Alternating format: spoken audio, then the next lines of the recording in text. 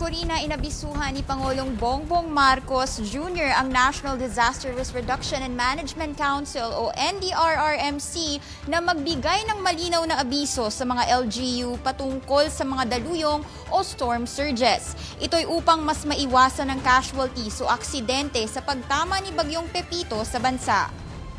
Let's not forget the lessons that ng storm surge. Because again, to go back to Yolanda, the problem is we were telling everybody magkaka-storm surge. Nobody knew what a storm surge was. Dapat din daw, very specific ang guidelines ng mga opisyal pagdating sa storm surge. Ayon sa Science and Technology Department, ang storm surge ay ang biglaang pagtaas ng tubig dagat na dala ng malakas na hangin at bagyo.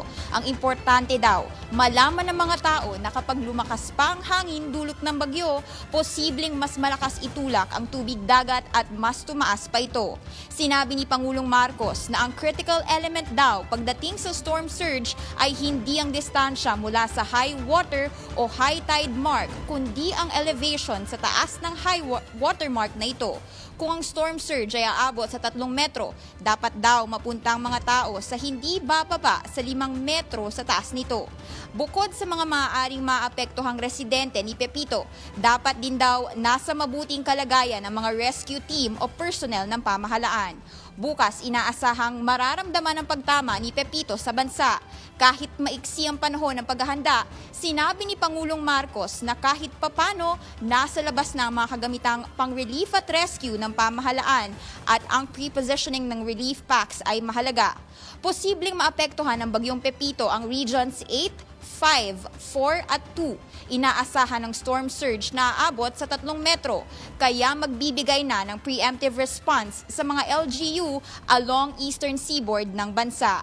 Dapat din daw ilikas ang mga tao ngayong gabi pa lang. Sa Bagyong Nika, matagumpay daw ang mandatory evacuation na ginawa ng pamahalaan at inaasahang susundin din ito para sa Bagyong Pepito. Natansya na 200,000 families ang posibleng maapektuhan sa mga coastal barangay. Sa tala ng NDRRMC, lagpas 855,000 pesos ang total damage ng mga bagyong dumaan na sina Nika at Ophel sa agrikultura, habang lagpas 320 million naman ang sa infrastruktura. Bagamat wala pa namang naitatalang casualty sa dalawang dumaang bumagyo, 2 naman daw ang sugatan. Corina. Hey, Hana, itong storm surge na ito, kinatatakutan yan ng marami dahil sa ating naranasan noong Yolanda, no? Grabe ang nangyari noon. Bakit nila iniisip na magkakaroon ng storm surge?